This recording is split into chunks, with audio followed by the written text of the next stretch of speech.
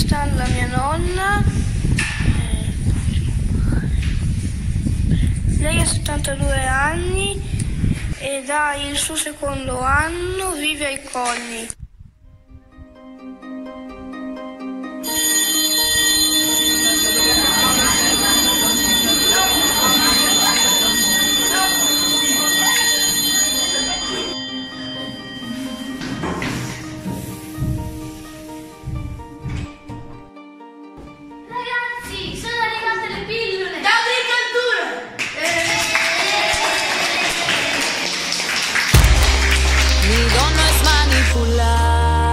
Ya basta de prejuzgarme.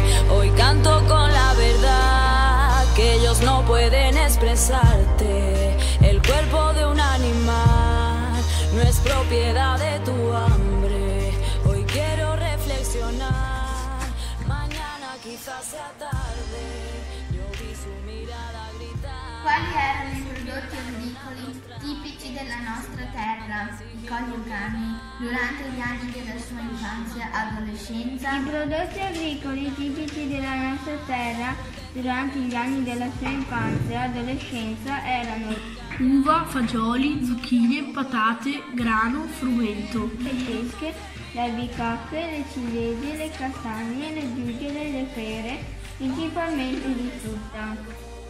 Per ogni prodotto agricolo ricorda quali erano le tecniche usate dalla gente del posto per la loro produzione.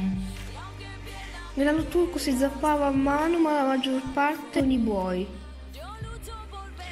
Veniva usato l'aratro con i buoi per arare la terra e per seminare il mais. La coltivazione della vigna veniva fatta normalmente, dalla potatura alla vendemmia.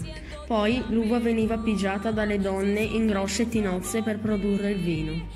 Non c'erano cantine dove fare il vino. Le persone normali si facevano un po' di vino e le persone più ricche avevano le botti.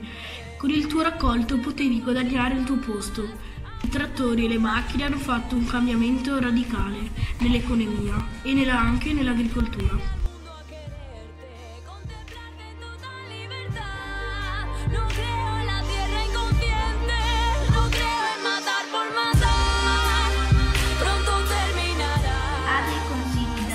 Per migliorare la produzione agricola del nostro territorio riguardo alla sostenibilità ambientale e al livello salutistico?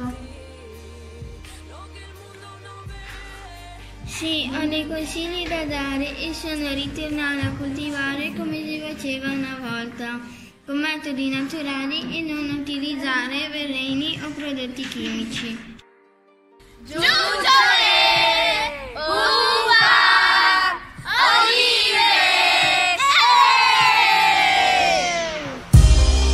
Mi don no es manipular, ya basta de prejuzgarme. Hoy canto con la verdad que ellos no pueden expresarte. El cuerpo de un animal no es propiedad de tu hambre. Hoy quiero reflexionar, mañana quizás sea tarde.